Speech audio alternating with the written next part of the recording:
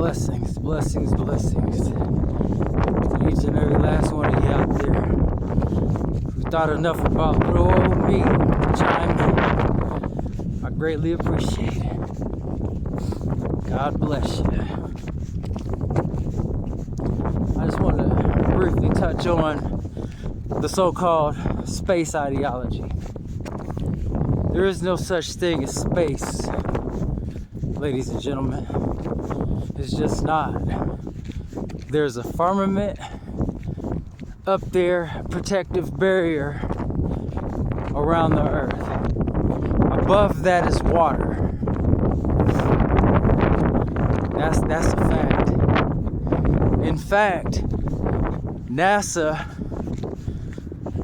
through Operation Paperclip, which, you know, they acquired all the Nazi scientists and the Werner von Braun and all of his constituents. You know, they acquired them through Project Paperclip. Well, the U.S. government acquired them through Project Paperclip. You know, because during their time of reign, they were the leading authority on the technology. You know, Hitler, he had dealings with the entities down there in Antarctica at a place that they dubbed New Schwabenland. So that's very, very, very important. So, you know, NASA was created basically from all of that, World War II and the Operation High Jump, when they had to go down to Antarctica after the war to try to find Hitler, because he escaped to New Schwabenland, which is in Antarctica. They had to go there to try to acquire him and their technological advancements, you know, in which they had their hands on. Well, during this Operation High Jump, Richard E. Byrd, distinguished Admiral of the Navy, they went down there with they gave them 8 months and unlimited funding to go down there and to acquire Hitler and get their hands on the technological advancements. Well, once they got down there, and you gotta think, once they got down there, they were met with resistance with these spacecrafts. The way they explained it was, and this is a real Operation High Jump. It was like the ocean opened up, and aerial crafts come flying out of there at speeds that they said it can reach it. It can go from the North to the South Pole in minutes. Well, they said that they were cutting their planes and their ships in half with laser beam like technology. So they've had their hands on this. It's directed energy weapons. That's what it is, you know. So they were cutting their ships in half with this technology. And then they was saying that some of their warplanes were flying into what they said was an invisible barrier, the firmament. So they gave them 8 months and unlimited funding, right? Well, they had to retreat, and they made some type of deal with the beings that they were at war against, you know. So they had to retreat in 2 weeks. And they had warships, and they had all the instruments of war one could want with unlimited funding, and got spanked swiftly, brutally, and efficiently, because they wasn't going up against anything human. That's not what it was. So because of that, you know, and the things that and the information that, you know, they so love to protect, because it changes the entire dynamic. So what they did was, and it's crazy when you just sit and ponder on it, you know, it's just like, So yeah, with after Project Paperclip and the acquisition of the Nazi scientists and Wernher von Braun and all of his stooges, NASA was formed. That's how NASA really came to be. All of that stuff, that's von Braun's technology that they got from the fallen ones and the Nephilim. So yeah. And NASA was created to police the skies and keep us from ever being able to acquire this knowledge. Yeah, this is a real operation, Operation High Jump. Look into that. Because see, throughout scripture, what you notice is it's always the political construct that coincides with scripture. You gotta have both to fully understand what's going on out here. And I'm not talking about the fictionalized narratives that they place out there for us to nibble on and, you know what I'm saying, like a little fishy in the water. Nah. So we gotta keep these things in mind.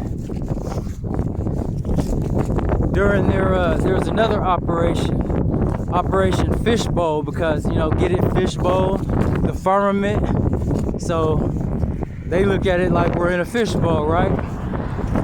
They were shooting so many missiles and nukes at the firmament, which no human can destroy. God created the firmament. So they thought they were gonna come along and bust through it, and they've been trying to bust through it. And then anytime you hear a politician talk about trying to break through those glass ceilings, that's what it's in reference to, trying to bust through that firmament. But yeah, they couldn't get through it, obviously. Think about all that water that's above the firmament. Even, let's say they was, because remember, there are floodgates in the sky when God brought the flood on, you know. So you got to remember, if he was able, if the flood did that with the floodgates, and if they were able to bust through the firmament, what do you think would happen at that juncture? We would be drowned and obliterated by the water and being crushed in the process. So, and look up Admiral Richard E. Byrd too. And when you take these government operations, and he was murdered too, by the way, you know, and remember, all this is for entertainment purposes and so on and so forth, blah blah blizzle. But yeah, he was okay, Operation Fishbowl. That's when they was trying to shoot nukes and everything else at this thing, trying to bust through it. And then Operation Artichoke, which was a continuation of Fishbowl. So they've got all these different operations, you know what I'm saying, intact, you know, trying to carry the operation out to the ladder, but yet on things that they tell us don't exist though. You know, the earth does not spin on no so-called would-be axis. The world sits on pillars. There's a firmament, a protective barrier that surrounds the earth. There's a 200-foot ice wall in the region that they call Antarctica, which is not a continent, by the way. It's really, now there's the Antarctic region, and then there's the Antarctic ice wall that is a 200-foot ice wall that basically surrounds the earth. You know, this is a fact. This is not fiction. This is the truth. Antarctica used to be tropical. It only became frozen like that because that's where the Most High God trapped the fallen angels at. That's their prison dwelling.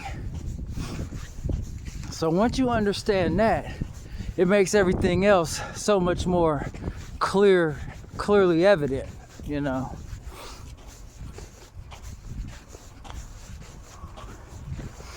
Once again, there's no space. There's no other planets.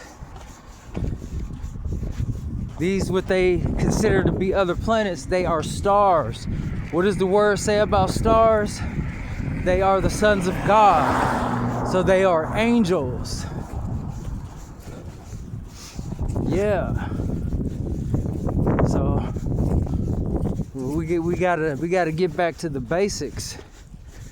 Cause studying these things, and then it's like once you come into the knowledge of the unadulterated truth, how can one continue operating in ignorance when you've learned to, and you know better now?